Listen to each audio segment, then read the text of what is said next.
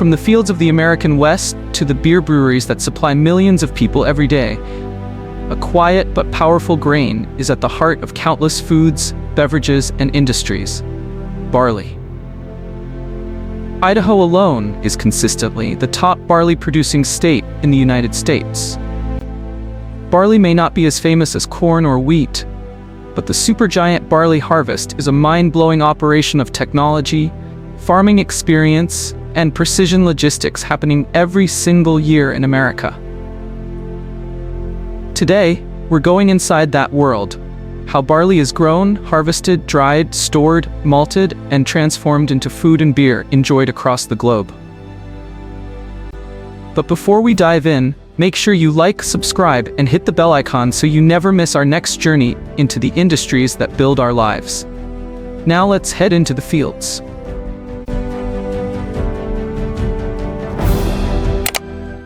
Barley is one of humanity's oldest crops, cultivated for more than 10,000 years. Ancient civilizations used it to make bread, porridge, and early forms of beer. The Egyptians worshipped it. The Vikings depended on it. European monks perfected brewing with it. When settlers came to North America, they brought barley with them, planting it wherever they settled.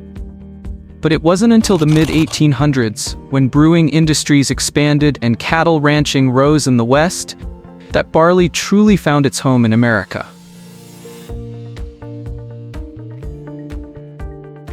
Today, barley is grown mostly in the northern and western states, where dry climates and cool nights produce premium grain, perfect for turning into malt for beer.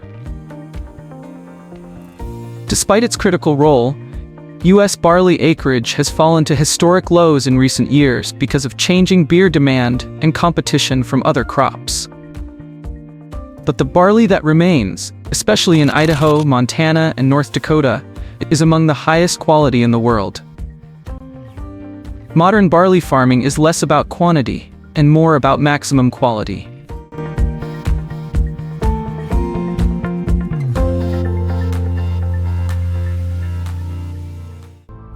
Barley planting begins early, much earlier than corn. In the northern plains and mountains, farmers head to the fields as soon as the snow melts and the soil reaches planting temperature. GPS-guided tractors pull high-precision air seeders, planting seeds with perfect spacing. Malting barley requires nearly perfect kernels. Uniform size, low protein, correct moisture, while feed barley is more forgiving. A farmer's decision depends on soil, irrigation, climate, and market conditions. Because barley matures quickly, in about 90 days, timing is everything.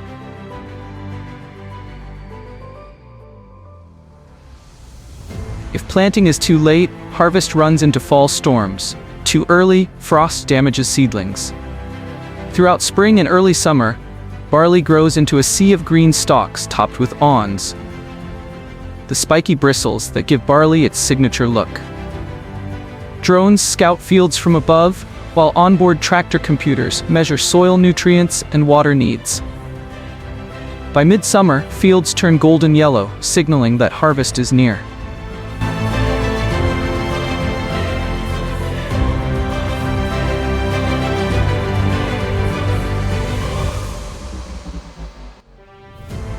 Harvest season typically arrives in July and August.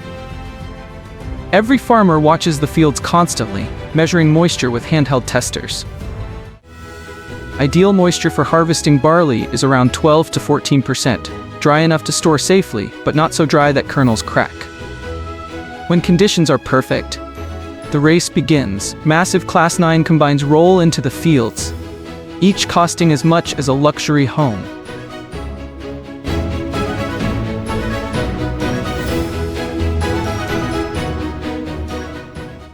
Their headers glide just above the soil, clipping stalks and feeding grain into the machinery.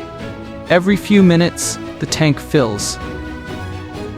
But the combines never stop moving. Tractors with grain carts rush alongside them, collecting kernels on the go. Then those carts unload into semi-trucks waiting by the road.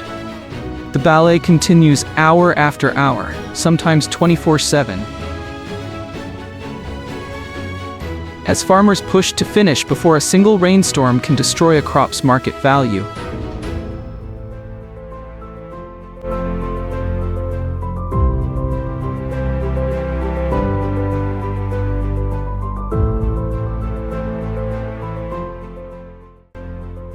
Viewed from above, it looks like a highly choreographed army.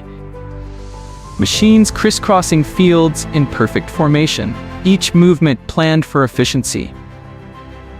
Just in Idaho alone, more than 500,000 acres of barley can be harvested in a single season, keeping these machines running at full power.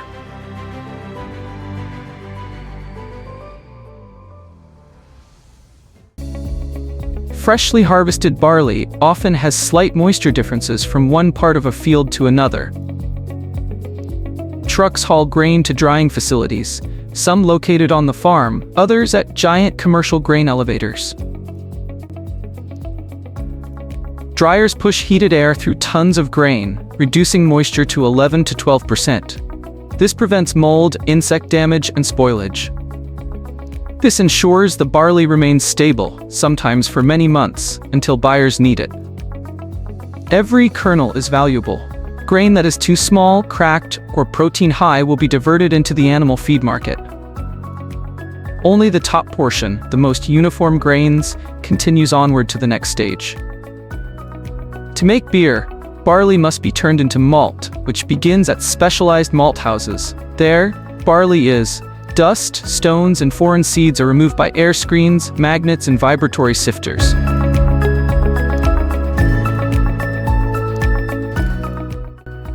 Rollers separate kernels by diameter. Breweries demand absolute uniformity because uneven grain causes uneven flavor. Soaking triggers germination. Tiny roots begin to break through the husk, and enzymes inside the grain activate, converting starches into fermentable sugars. This is the birth of beer. The steeping tanks are enormous, vertical cylinders holding hundreds of tons of barley at a time. Water cycles in and out for 2 days, raising moisture inside each kernel. Barley spreads across vast germination floors. Controlled airflow and temperature keep sprouts growing slowly and evenly. Workers constantly turn the grains with giant mechanical rakes so roots don't tangle. Once germination reaches the right point, barley is heated in kilns to stop growth and dry the kernels once again. The longer the heat, the darker the malt, creating everything from pale lager malts to deep stout malts. What leaves the kiln is malt, the soul of beer. Thousands of breweries across the United States, from giant operations to tiny craft beer makers, depend on American malt barley grown in the West. Barley farming has become an advanced science. Even though the crop itself is ancient, its farming is becoming futuristic. If you loved exploring the hidden world of barley, make sure to like, subscribe, and turn on notifications so you never miss our next documentary into the mega industries shaping our planet. Thanks for watching, and as always, stay curious. It begins with a scent, sharp, earthy, unmistakable. Garlic has stirred kitchens and cultures for over 5,000 years. From ancient Egypt to modern supermarkets, this humble bulb has earned a place not only on our plates, but in our history, our medicine, and even our myths. But behind the bite of a single clove lies an invisible engine, a global network of farms, factories, and hands working in quiet rhythm. Every year, over 30 million tons of garlic are grown, pulled from the soil, and shaped into products that feed billions. Before we dive into the world of garlic farming, don't forget to hit subscribe and turn on the notification bell, so you never miss a journey behind the world's most fascinating foods and industries in stunning 4K quality. This is Top Discovery 4K, where everyday things are anything but ordinary.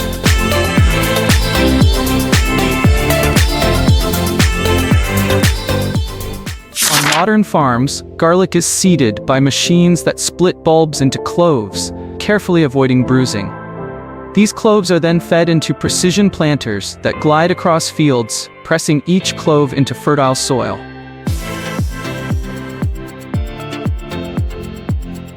But timing is everything. Plant too early, and frost will stunt the growth. Plant too late, and the roots won't take hold. So in the golden weeks of autumn, before the first frost, garlic goes underground, entering a long winter sleep. As snow falls and winds howl, garlic lies in silence. But beneath the surface, it is preparing. Each clove slowly pushes roots into the soil, building a foundation for the burst of life to come. In early spring, green shoots break through. Fields that once slept now breathe in waves of green, a signal that the growing season has begun. Farmers, meanwhile, become caretakers of a delicate ecosystem. They watch for soil pH drift, nitrogen depletion, invasive fungi, thrips that bore into young leaves. Irrigation systems hum like arteries, delivering life drop by drop. Drones and satellite data map growth patterns across vast acreages. It's a dance between nature and knowledge, between ancient practice and cutting-edge science.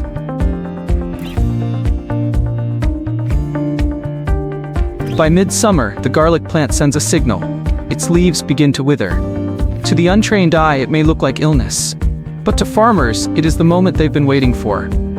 Beneath the soil, each clove has become a bulb, layered in paper-thin skin, firm with flavor.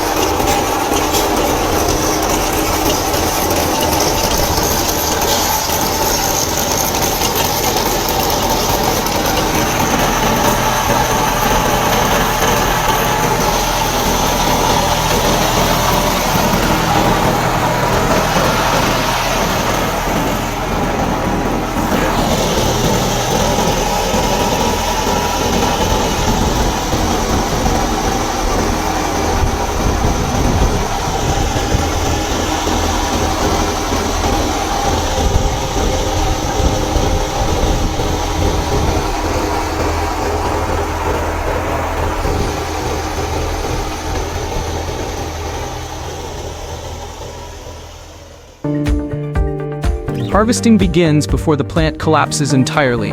Too soon, and the bulb is immature. Too late, and the cloves separate, weakening the structure.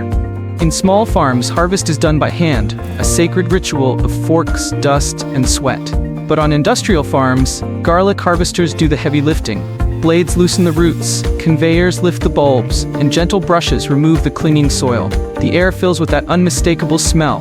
Garlic, raw and pure, meeting daylight for the first time in months. Freshly harvested garlic isn't ready to eat, not yet. It must cure, a slow-drying process that toughens the outer skin and seals the bulb.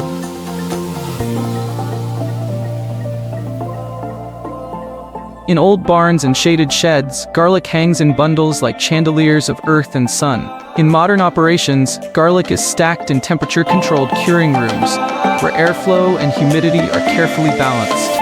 This stage is about patience. A cured bulb will last for months. An uncured one? Just days. The transformation is subtle, invisible, yet it's here, in this quiet space, that garlic becomes shelf-stable, shippable, and worthy of the global stage. Once cured, garlic is trimmed and sorted. Machines snip roots and cut stalks, shaping each bulb into a neat market-ready package. But perfection isn't cosmetic, it's functional. Using optical sorters, garlic is scanned for rot or mildew, internal bruising, split cloves, size and weight consistency. What meets the standard moves forward. What doesn't? It isn't wasted. It becomes dehydrated garlic, animal feed, or compost. This step is where food meets industry, where biology bends to efficiency, where millions of pounds of bulbs are transformed into product lines, whole, peeled, minced, and powdered.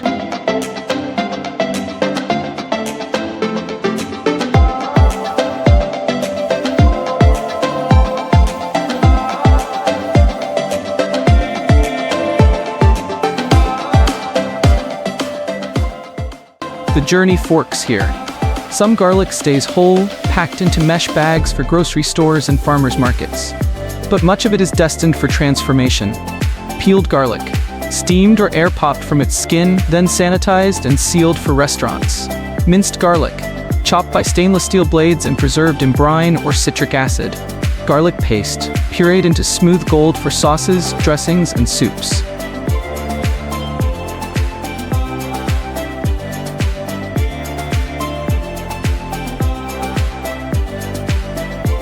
Dehydrated garlic, sliced, dried, and ground into flakes, granules, and powder, the lifeblood of packaged food. Every variation answers a need: speed, flavor, shelf life, control. In food service where seconds matter, garlic must be ready on command. And so, it is engineered for convenience, without losing its soul.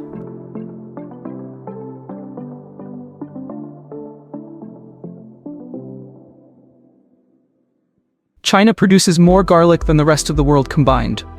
Its Shandong province alone supplies over 80% of global exports. Yet garlic is also grown in the dry valleys of California, the river-fed plains of Argentina, the mountain farms of India, the Nile Delta of Egypt. Each region has its own terroir, the subtle fingerprint of soil and climate that gives garlic its local character.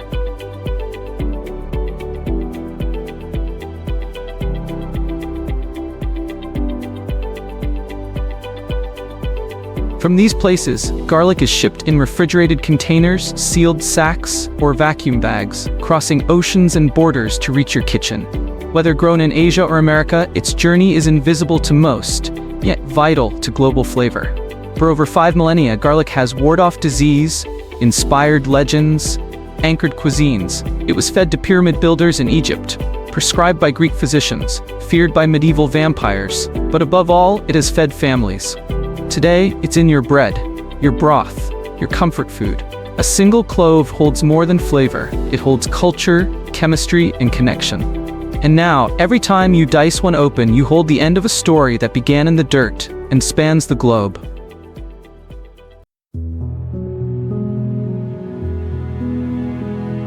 Once the roast sugar gets to the refinery, we go through the affination station. Every spoonful of sugar begins a long journey, from sun-drenched sugarcane fields to the pure white crystals in your kitchen. This transformation is driven by nature, machinery, and precise chemistry. Today we'll follow the complete process of how sugar is made from cane, from harvesting and juice extraction to refining, crystallization, and packaging. Sugar begins its journey in the fields, where vast rows of tall green stalks sway under the tropical sun. Sugarcane thrives in warm, humid climates and is primarily grown in countries like Brazil, India, Thailand, and parts of the southern United States. Each stalk is essentially a giant grass, growing up to 10 feet tall and packed with sweet juice inside its fibrous core. Farmers prepare the land months in advance, planting cane either by seeds or cuttings from mature stalks. With proper irrigation, fertilization, and pest control, the crop slowly matures over the course of 12 to 18 months. By the time the cane is ready for harvest, its juice contains the highest concentration of natural sucrose. But this is just the beginning. When harvest season arrives, speed is essential. Sugarcane must be processed quickly after cutting, ideally within 24 hours, or the natural sugars begin to degrade, reducing both quality and yield. That's where modern mechanical harvesters come in. These massive machines drive through the fields, cutting the stalks at the base, stripping off the leaves, and chopping the cane into short segments known as billets. A single harvester can collect up to 100 tons of cane in a single day. The billets are then loaded onto trucks and transported immediately to the sugar mill. Timing is everything. The closer the field is to the mill, the better the juice quality. Once the cane arrives, the next phase begins, extracting every drop of sugary juice from the freshly cut stalks. At the mill, the freshly cut cane is unloaded onto large conveyor belts that carry it toward a series of heavy-duty crushing mills. These mills use massive steel rollers to press and squeeze the cane, forcing out the juice contained within the fibrous stalks. But it's not a one-step process. The cane passes through multiple crushing stages, each one designed to extract more juice than the last. To improve efficiency, hot water may be sprayed onto the cane between mills, a technique called imbibition, to help wash out the remaining sugars. By the end of this process, over 90% of the juice is extracted. What's left behind is called bagasse, a dry, pulpy material made of cane fiber. But this byproduct isn't wasted. Bagasse is burned as biofuel to power the mill's boilers, making many sugar factories nearly energy self-sufficient. Meanwhile, the extracted juice, murky, greenish, and full of impurities, is sent on to be purified and clarified. That's where the real transformation begins. The raw sugarcane juice, straight from the crushing mills, is far from sweet and crystal clear. It's a cloudy, greenish liquid filled with bits of fiber, dirt, and organic compounds. If left untreated, it would quickly ferment and spoil. To turn this murky juice into something usable, the first step is heating. The juice is pumped into large tanks and brought to a boil at around 100 degrees Celsius to 212 Celsius. Heating helps to kill off microbes and prepares the juice for chemical treatment. Next, a carefully measured amount of lime, calcium hydroxide, is added to the hot juice. This raises the pH level and causes impurities, such as proteins, waxes, and suspended solids, to clump together and settle out. This mixture then flows into massive clarifiers, large settling tanks where gravity does the work. Over time, the solid impurities sink to the bottom, forming a layer of sludge that is removed and sometimes reused as fertilizer. The clearer juice, now amber in color, is skimmed from the top and sent onward for evaporation. While it may still look like syrup, it's now free from the bulk of impurities and ready for the next big step, concentration. Now purified, the sugarcane juice still contains about 85% water. Crystallization is where syrup turns into sugar. It's a carefully controlled process, part science, part precision art. The thick cane syrup is pumped into large vacuum pans, enclosed vessels where boiling occurs under low pressure. This allows the syrup to boil at lower temperatures, reducing the risk of burning the sugar and helping to control the size of the crystals. To begin crystallization, technicians add tiny seed crystals, microscopic grains of sugar that act as nuclei. As the syrup cools and water continues to evaporate, sugar molecules latch onto the seeds, slowly forming larger and larger crystals. This growing mixture of syrup and sugar crystals is known as massicate, a thick, slushy material that resembles wet sand. Once the crystals reach the desired size and purity, the massicate is ready for separation. But at this stage, sugar and syrup are still tightly intermixed. That's where centrifugal force comes in. To separate the sugar crystals from the remaining syrup, the massicate is fed into high-speed centrifuges. These spinning drums act like giant salad spinners, rotating at thousands of revolutions per minute. The centrifugal force pushes the heavier sugar crystals outward, while the sticky syrup, known as molasses, is flung through fine perforations and drained away. The result? Golden brown raw sugar, still moist, slightly sticky, and covered in a thin film of molasses. At this stage, this sugar is usable for some industrial and food applications, but it's not yet the pure white sugar most people recognize.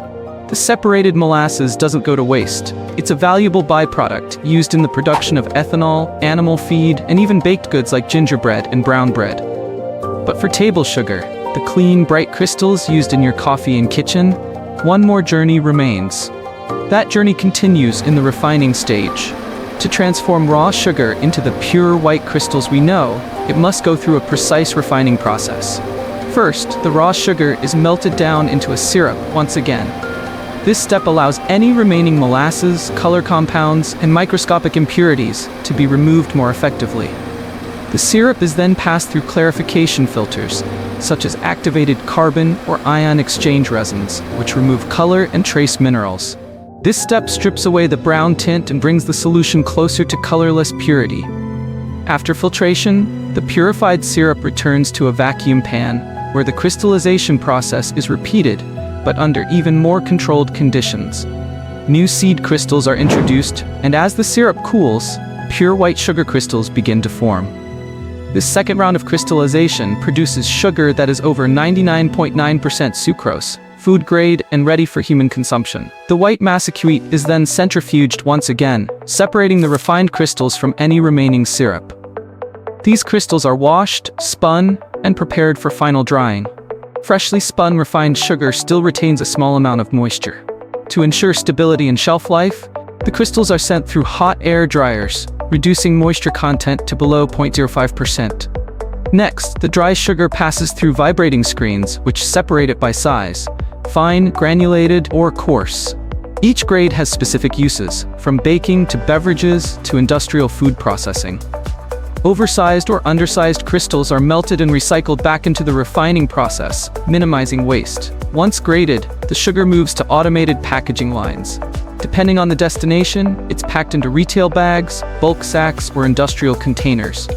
Robotic arms seal and stack each package efficiently for shipping. But before any product leaves the facility, it undergoes strict quality control tests, checking for purity, crystal size, color, and microbial safety. From field to factory, every grain of sugar is tracked and tested to ensure it meets international food standards. The result?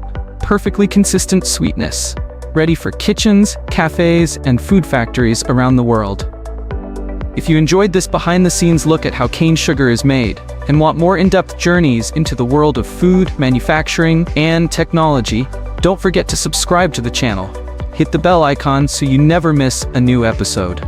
We've got more fascinating processes coming your way. One grain, one drop, and one invention at a time. Thanks for watching. See you in the next video.